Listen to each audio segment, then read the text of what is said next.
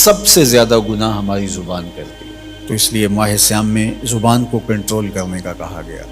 آقا کریم نے فرمایا جب تم سے کوئی الجھنا چاہے اور تم روزے سے ہو تو اسے کہو میں روزہ رکھا ہوا ہے، یعنی تم سے کوئی زیادتی بھی کرنا چاہے تم اس سے الجھو نہ۔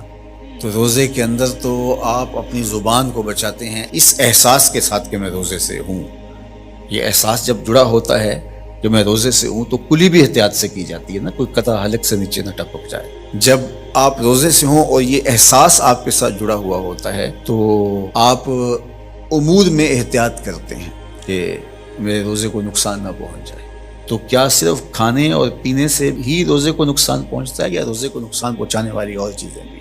تو اگر غیبت ہے، جھوٹ ہے، بہتان تراشی ہے، سب و شتم ہے، حتیٰ کہ فضول گوئی ہے، تو یہ چیزیں روزے کے نور کو ختم کر دیتی ہیں اور پھر وہ بندہ بھوک اور پیاس کاٹ رہا ہوتا ہے۔